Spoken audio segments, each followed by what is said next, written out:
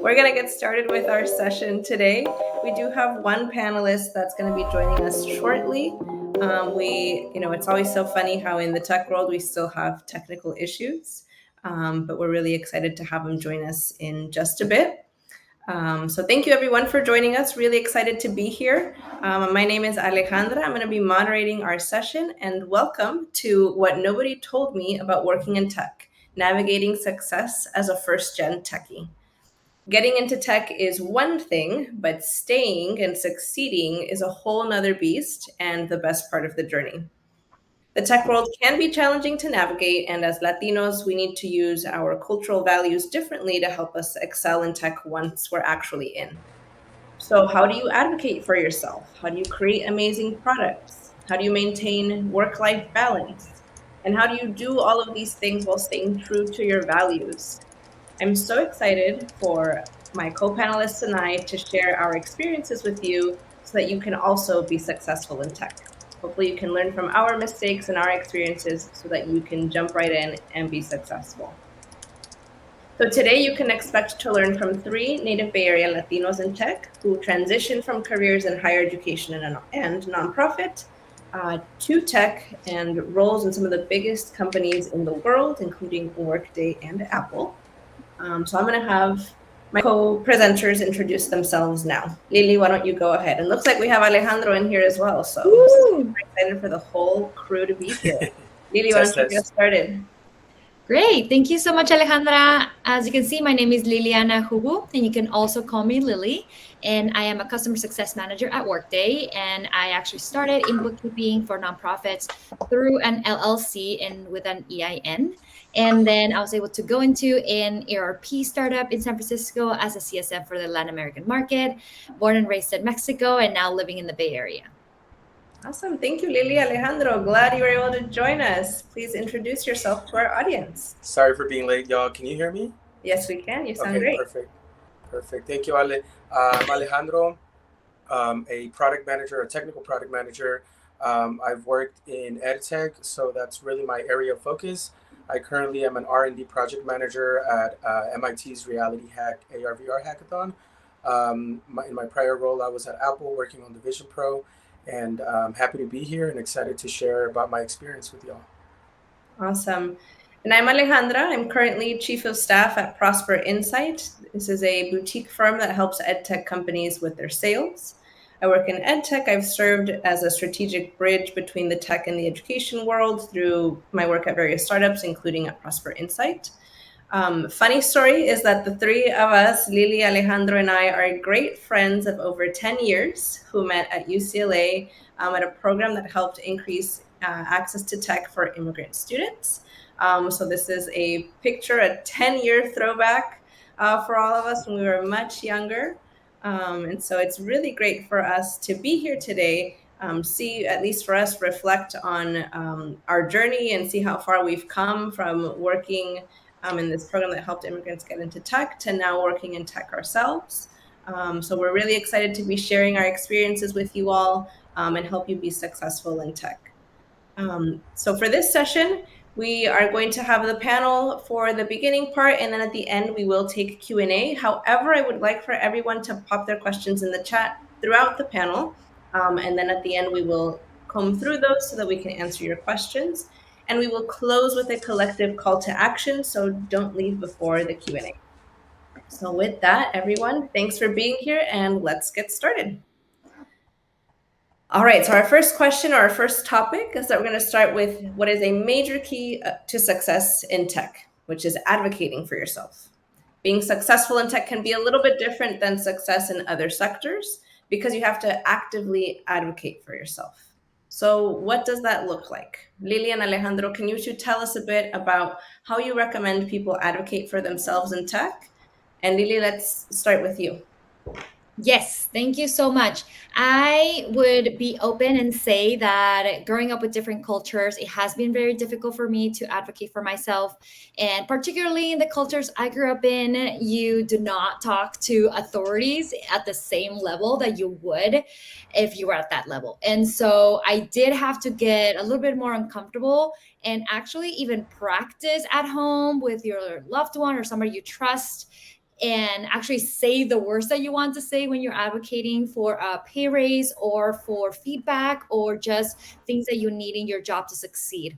And most of the times when you have your performance reviews, you want to have things ready. So I would say personally, I did have to practice ahead of time and really write down what I wanted to say. What things have I accomplished? What tools do I need from my manager or other leaders to actually succeed? How is my style of work going to align with what they also want and what does the business need? So there's really good resources out there on how to align that to yourself and not really have to go and try to fit into a different box and try to be like your colleagues. You are there because they really trusted the work that you provided and your work ethic and everything else that you advocated for at the beginning. So just being there, remember that there's that reason, right? So you definitely want to go back and be a little bit humble about bragging about that stuff. But if it makes you nervous like it does to me, definitely practice ahead of time like it was an interview, and make sure you have your notes on everything that you accomplished so you have some backing on the things that you're asking for. Awesome. Thank you, Lily. Alejandro, how about you? What's your advice for advocating for yourself in tech? Yeah, absolutely. Everything that Liliana said, plus one, plus one. I also wanted to say that in addition to just kind of like breaking the ice and learning how to like approach these jobs with like fearlessness, you also just have to be very practical. So one thing I learned through experience is from the very beginning, like from the interview stage, you have to be super upfront, and it's totally cool to ask questions from the panels, from the hiring managers, and say, hey, when I'm coming onto this role, if you made me an offer, what is the main thing you want me to unblock? What is driving you to want another product manager, another technical PM for your project, and where can I make impact? Once we get past onboarding, once we get past all of those initial stages, where can I fit in? And so, what you want to learn how to do from the beginning is interact with the management level on an eye to eye level and say, hey, I'm here to also help you. It's called managing up, right? So I'm here to also help you be a good manager to me. And this is my style of work, and this is what I'm curious about. And obviously your background and your qualifications are why you're there, but then you have to build a new relationship with those people, with that company, with that culture. So managing up is kind of like my best approach to taking charge and finding your direction. And like I said, it starts at the interview level. It starts at the offer level, and that's one way that I think you're always in the know. You're always an insider, and you're not figuring things out as you go. Awesome. That's great advice. Yeah, managing up is something that I learned once I transitioned into tech. So that's a very good one. All right, let's move on to our next topic. So it's going to be pretty common if you're a first-gen techie, and it's also inevitable that you'll face many instances where you're not really sure what you're doing because this world is so new to you. I know that has happened to me a lot of times. So how do you take your uncertainty and turn it into impact? What should you do when you don't know what you're doing? Alejandro, let's start with you. I know you've got some good advice here. Yeah, absolutely. So part of my transition from my previous company, which was a web-based service, to working at Apple, was that I was now in a world of software engineering and building native apps, building frameworks for those native apps, building out Vision OS, the entire ecosystem. So there's so much to do. The backlogs are incredibly long, and everybody is running around screaming. Right? It can be chaotic at the beginning of any project. It can be chaotic. So especially in the R&D phase, when you're doing applied research, you want to make sure that you're socializing a lot of your ideas, that you're setting up coffee chats, because what happens is people try to address everything through meetings, through Slack channels. And in spite of all of those meetings and stand-ups and Slack conversations, sometimes it's just not clear what your role is, right? Where is my piece of the puzzle that I'm going to contribute to this new application or to this new technology we're developing? And one thing I learned at Apple is that you have to learn how to just be calm, cool, and collected, and socialize around your questions, socialize around your projects. And quite literally, what it means is make a list of the top people that can be influential, that are going to be part of your dependency tree, and go have coffee with them, go have lunch with them, go to the gym, and well, if your company has a gym on site, go get a workout with them if that's what you have in common. But break it down so that you're not only interacting in these very like strict and rigid and uber professional meetings, because what happens is meetings become these very like formal production, presenter audience kind of like roles, and you're not able to just take off the mask and say, hey, what are we doing here, right? What do we have to do first? What do we have to do second? And yeah, one thing I took away from my prior companies is learning how to just socialize, kind of like turn down the heat, right? And then start with first, second, third, right? Short term, then long term, etc. So, it goes back to networking, but you have to know what you're going for, not just blindly networking, but being very intentional. Um, exactly. I see the chat, Ingrid. You said break bread with your team and build relationships. Exactly. Yeah. Yeah. So, So, Liliana, I don't know if you want to add to that. Alejandro. Yeah, I'd love to hear Lily. What about you? What advice do you have when you have no idea what you're doing?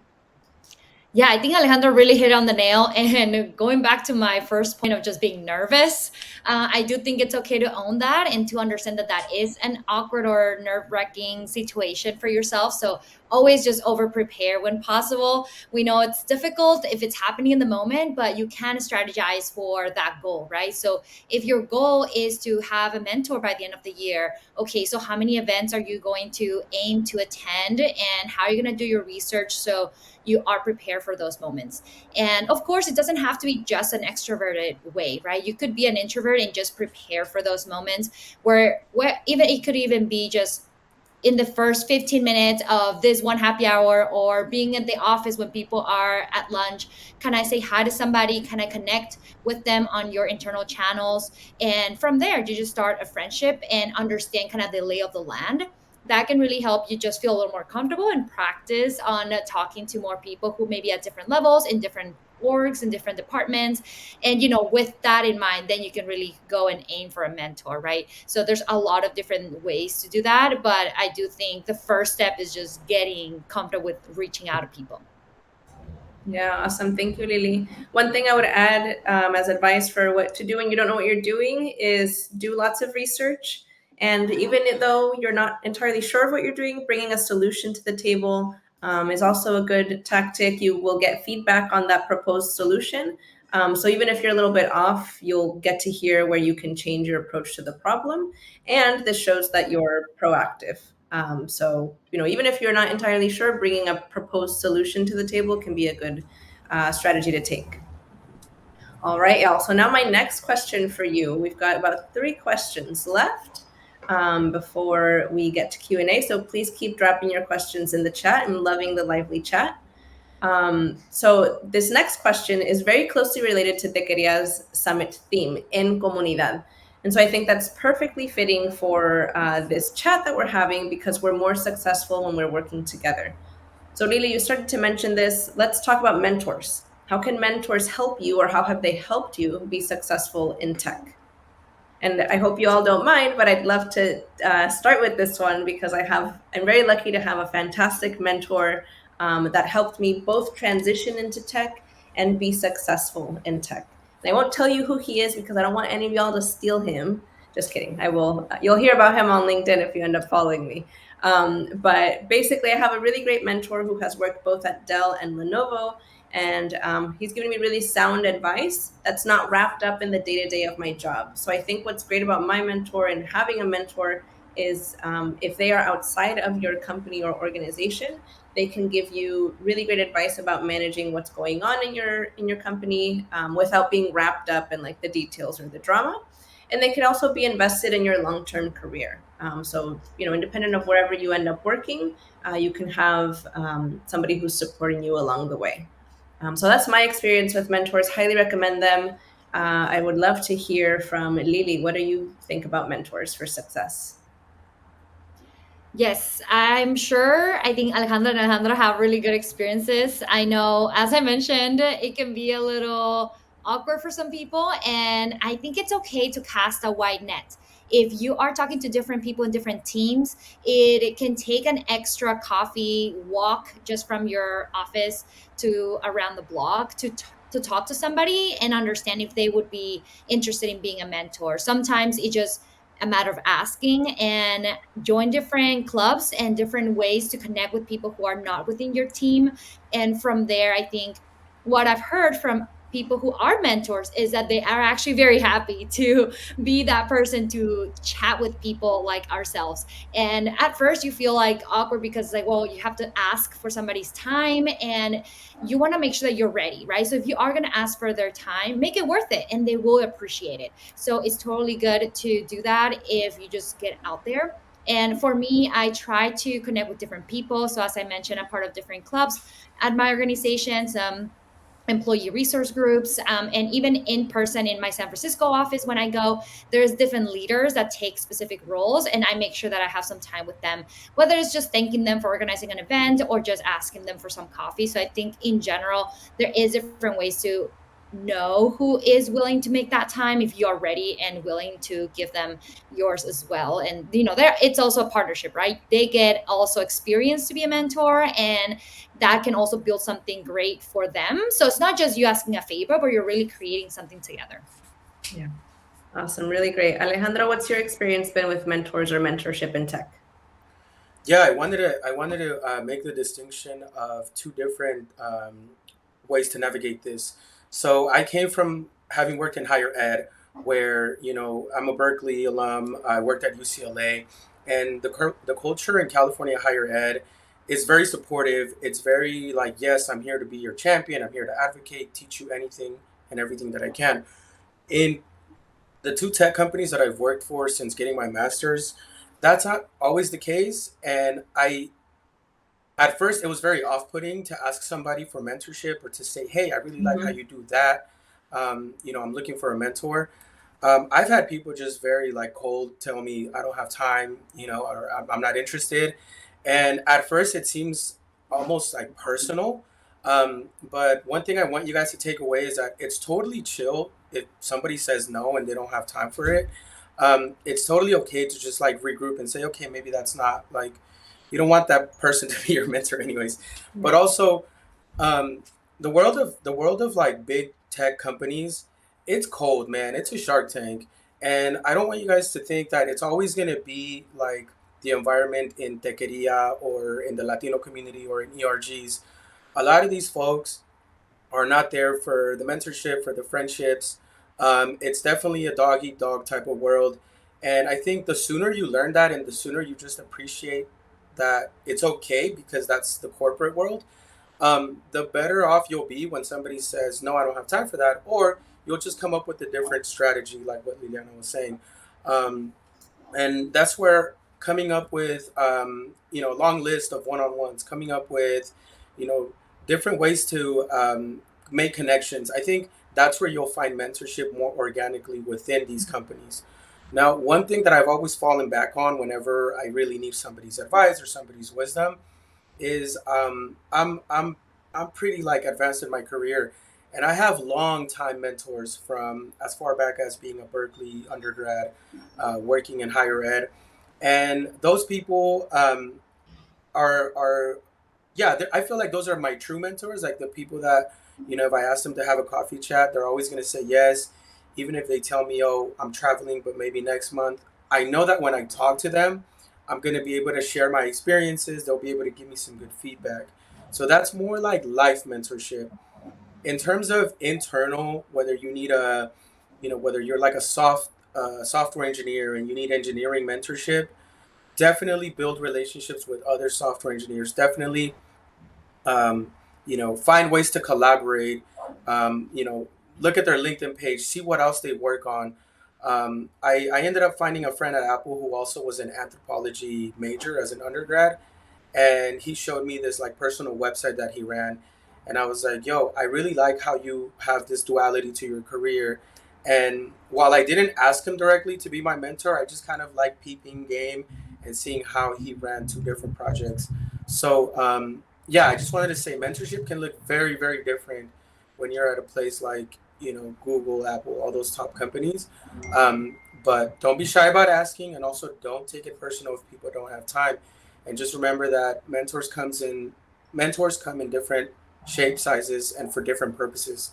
So make sure you bring unique questions to those relationships.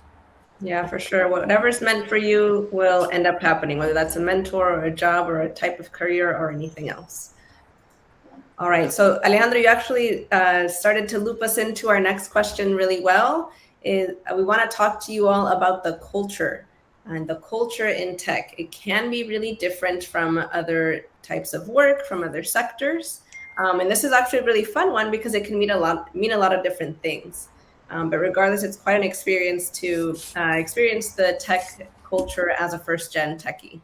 So friends, what are some of the cultural differences you've had to learn to navigate as a first-gen techie? And Lily, I'd love to start with you. You had a fun one that you brought up while we were preparing for this panel.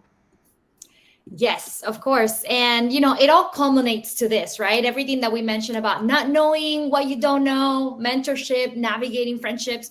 How does that really come into the culture of your company, right? And how does it really play out with the culture that we each bring into the conversation? So I do think it's so key to really understand what that looks like and acknowledge it, right? It is going to be a little tricky for some of us, and sometimes we become a little insecure about what we're bringing to the table, right? So just coming back to knowing that you bring a lot to the table and having that confidence. And some of you commented also just practicing, even if it's just at home on the way to work, while you're commuting, practice what you're going to say, practice and research whatever you want to keep in mind.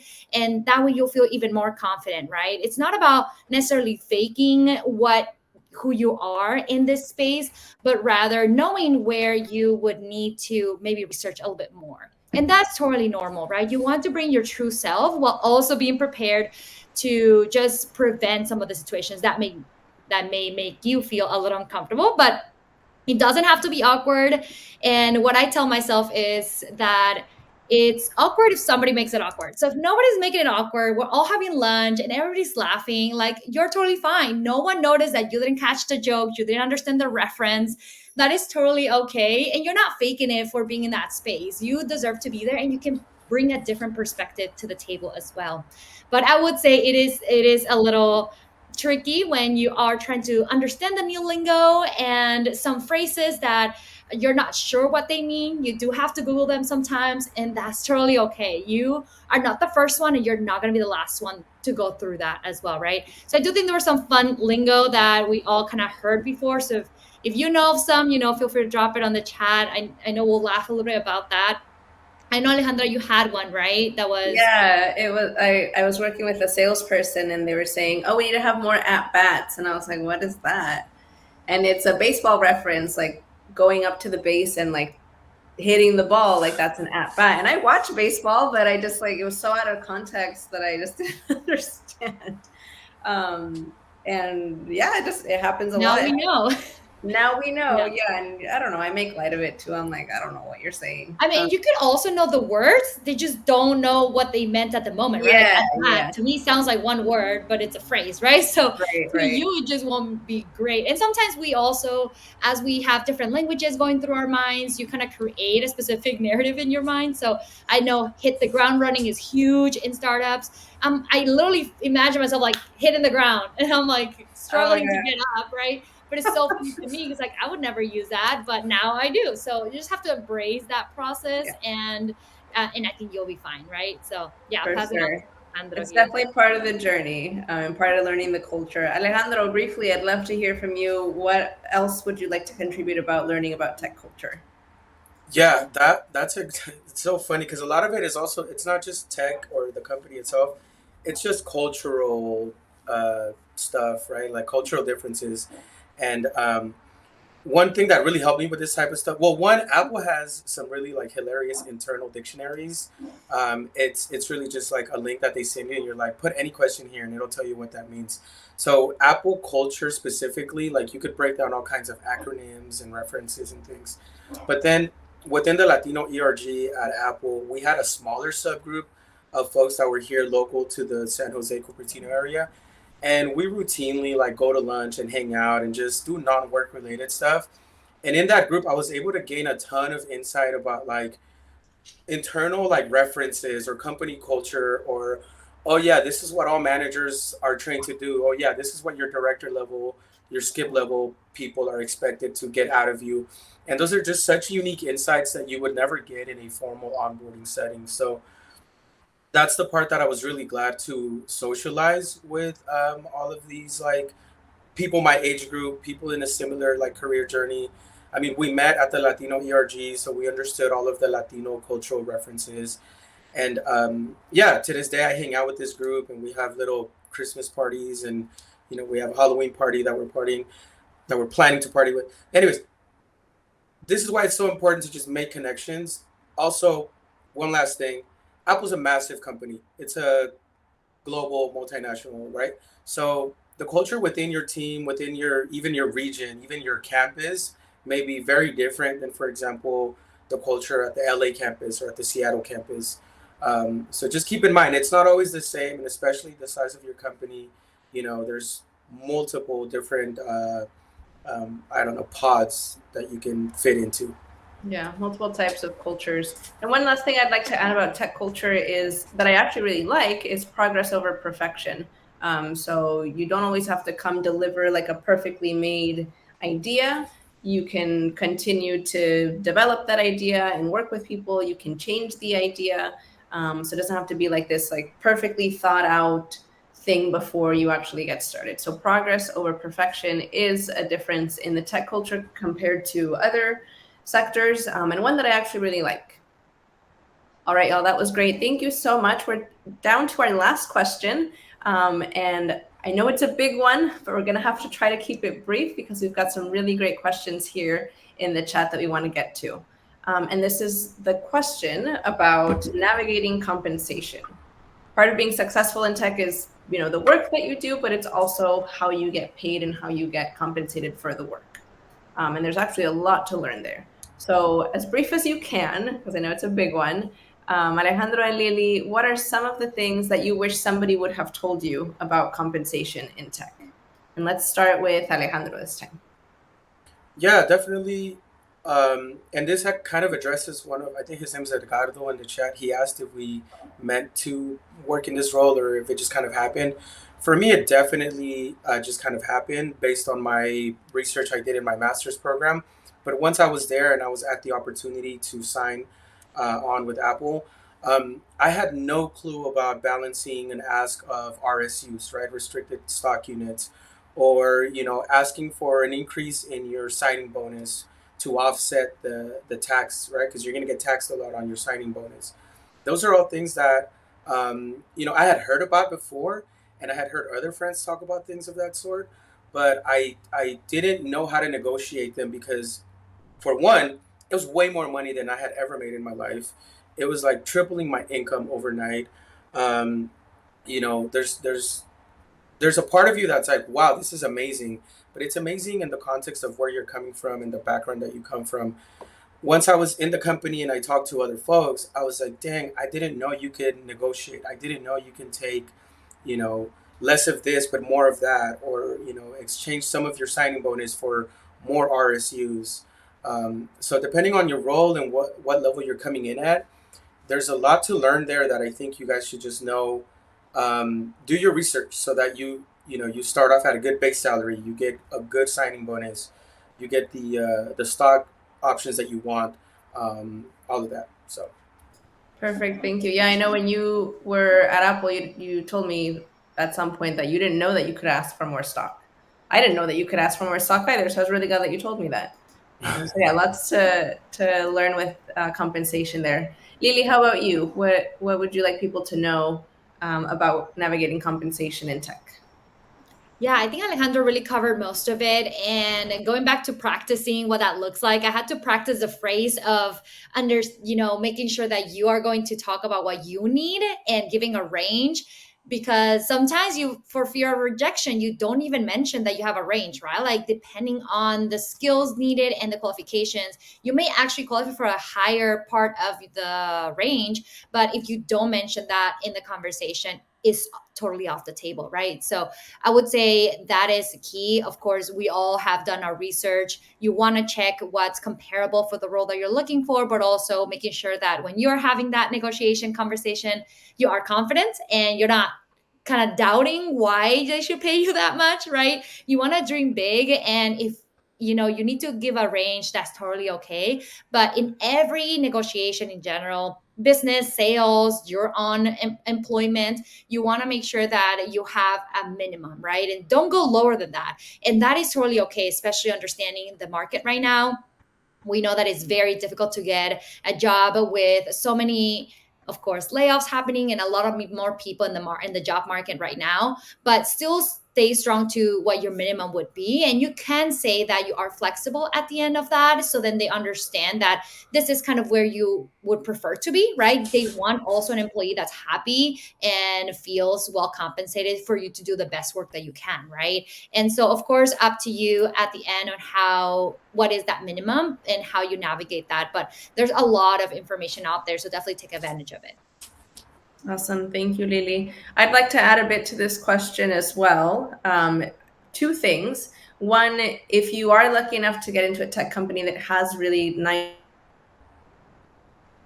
cushy benefits, take advantage of them. I think often if we're coming from a different sector, those benefits are not always there. So we may not be in the habit of investing for retirement and accepting the company match. We may not have gone to the doctor for a long time, and you can finally do that. Like, really take advantage of that, so that you can set yourself up for financial success and for success in your life too. The last thing that I'd like to add to this topic is that not all tech companies are created equal. So I have worked at much smaller companies than Lili and Alejandro. I've been at very small startups that are really trying to, get their feet under themselves and become a company. So these don't always offer the same level of pay or cushy benefits as bigger tech companies. So I think that's something to keep in mind as well. At the tech companies that I have worked at, I have not really gotten additional benefits in addition to my salary. So that's something to keep in mind when you're negotiating how much you want to get paid. If you have to pay for all of your health insurance on your own, then you should have factored that into what you're asking for your actual salary and actual compensation. So not all tech companies are created equal in terms of what type of pay and benefits that they can offer you. Alrighty, everyone, that concludes our panel section of this session. However, the fun does not end here. We do have several questions in the Q&A, so we will get to addressing those. Sorry, I was reading the chat and I read the word great. We will get to addressing those. So again, last call, if you have any questions, put them in the chat or put them in the Q&A. I see that we just got another one in here. So let's get started with those. We'll probably get to realistically like 3, maybe 4, depending on how much we talk about them. So let's pull some up. So I see one from Ingrid. In your journeys, did you have mentors? How did that relationship help you in your career? And how did you find a mentor? Lili or Alejandro, is this one that you feel that you can answer? I'll do a super quick one. I do think it's very hard, but even your own manager can be your mentor. It just depends how you manage that relationship. And for me, my manager was happy to do that. And when a new opportunity came up, he actually asked me, would you want to take it? And he was already a proponent to try and build people from his team to go to other teams. Not every manager is like that. But once I did shift to a different team, he was also happy to continue conversations with me as a mentor, even though he was not my direct manager. So don't totally cancel out that person if they already kind of know your progress. And of course, you could build a relationship separate from that, but that's also an option. Awesome. I will add to that one in terms of how he mentors. I told you all about the mentor that I have. I found him on a webinar that I was on, and I just straight up sent him a message and said, hey, I loved what you said. I'd love to connect and get to know you. And then during that call, I said, hey, you seem like a really great person. Do you want to be my mentor? And he said yes. And here we are like 4 years later. So be brave and ask. Alrighty, let's take another question. This one is a good one. Do you have tips for managing up for when your manager trusts you a bit too much? Alejandro, you talked about managing up. Any tips for when your manager like is giving you more work? How do you manage up in that situation? Yeah, this is actually a good one. I had a manager at Curriculum Associates. This is a company I worked for in the East Coast. She trusted me a whole lot, and it was more about helping them narrow down the scope of what we should do. And so part of that relationship was that she was getting ready to go on maternity. She really trusted me. I was bridging two teams, the editorial team and the engineering team. And I just took it as a great opportunity to like, put myself in those shoes and say, okay, what's the most important P1s? What are things that we can leave in the backlog? What's going to get us to our next release cycle and in a smooth and in a way that we're not going to strain our teams. So I think if they trust you a whole lot, I think also take it as a sign of like, hey, maybe they just need help, and I'm glad that there's no barrier here. Let me suggest some solutions. Let me suggest some ways forward. So I hope that answers the question. Awesome, thank you. Let's get to Edgar's question. Did you aim for the roles you're in now, or did the opportunity happen? And I know Alejandro briefly mentioned that. So I'd love to hear from you too. Did you like try to get into tech? Did it just happen? And if you don't mind, I'd like to share too. But Lily, how about we start with you? Yes. So as I mentioned previously, I was in an LLC. So I did have to just find different work right out of college. I was just taking whatever, right? Sometimes there's not as many opportunities, and you just have to learn with what you have. And so I was very happy to still, of course, work. And from there, I knew I wanted to go into tech. And so actually, when I was studying, I did business administration. At some point, I wanted to do forestry. I did not know what I was going to do. I was the first one in my family to go to college. And so at some point I was like, I need to make money. So how do I do that? And that's when I went to business. And from there, I saw a lot of my colleagues go into consulting, banking, finance. And I did think those jobs were really difficult. I'm not going to lie. It was very intimidating for me as a first gen who just didn't know anything about anything. And so I did have a little bit of time there to kind of really think about it. And I knew I wasn't at my potential, right? I wanted to do way more. And so I did have really great people in my corner to push me, especially my now husband, who really told me I could do it. And so if you have people who support you, you share your passions, you share what you're interested in, you know that you have the ethics to get there, then get ready to start applying everywhere. And so I do think my entryway to Workday is the first company that I went to. So I did start at a startup. And from there, I was actually doing Latin American sales and renewals. So that actually gave me a lot of feel to work with. And since they was a startup, they trusted us a lot to do a lot of work, but there was big quotas and big metrics to follow. So from there, after 2 years, I was ready to do a bigger jump and be more in a company that supported me a little bit more. So when I interviewed for Workday, I thankfully was able to bring that ERP experience. All basically an enterprise resource platform touches everything, not just invoicing, but also sales, accounting, supply chain. So bringing all of that knowledge, bringing all of the skills that I had, I was able to get into Workday through one of their acquisitions. So we were still kind of working as a startup when I started at Workday. And that really helped because had I applied to a job that was for a Workday core customer success manager, I don't think they would have considered me in the same way as I did for this role that I'm in, that is more catered towards that startup that was acquired. And so that culture, that knowledge, that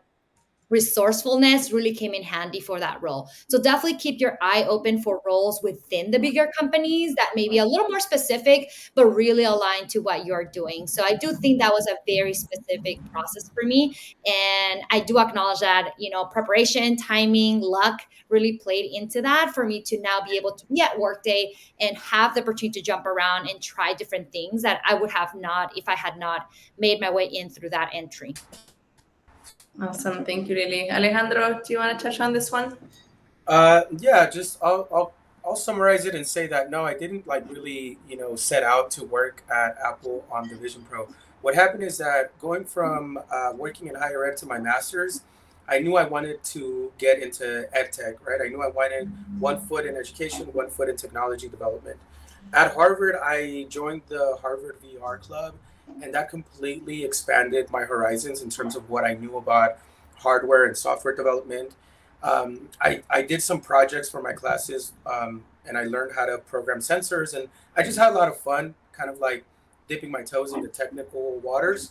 I ended up writing a whole paper about how I would use AR VR for education use cases, and that was that. I was really just exploring my intellectual curiosity and doing all that Harvard has to offer. After that, I worked at I mentioned a web services company where I learned how to be a product manager. I learned the basics of running stand up and doing agile methodology. And so the offer from Apple came.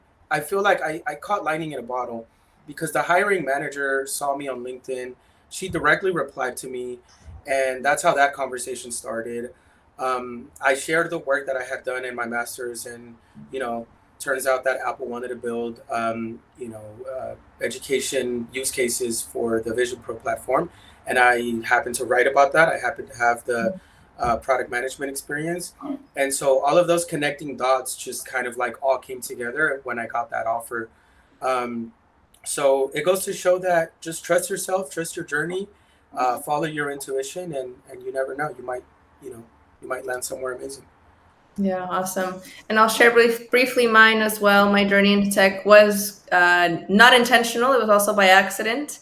I wrote a report at a higher ed policy think tank about how colleges were using predictive analytics to engage with students.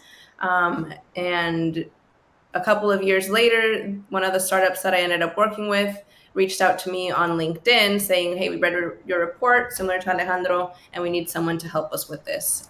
So I think the takeaway from all three of our journeys is that it is a journey. It's going to take a few steps, and maybe even things that you don't think will lead you into tech ultimately will. So if you're not already in tech, it's a journey. We're here to support you. And if you are already in tech, then I really hope that what we shared with you today was helpful so that you can have success in this world as well. So with that, everyone, we're going to end with a closing statement or with a closing call to action together. I want to thank Alejandro and Lili for sharing their experiences with us today. We've all come a long way, so I'm really proud of us, and it's great to see us all here sharing what we've learned with others. So I want all of us to take what we have learned today and turn it into an action. So for those of you who joined us, here's what I want you to do. I want you to take 2 to 3 of the pieces of advice that we shared today, and I want you to actually take action on them. Maybe it's finding a mentor, writing down your contributions, or making a plan to increase your compensation. Whatever it is, write it down, and that is going to be one of your first steps to making progress towards that goal and making progress towards your success in tech. So with that, everyone, thank you so much for joining us. It was such a pleasure to have you here. I dropped all of our LinkedIn profiles in the chat, so feel free to reach out. And adelante to your success in tech.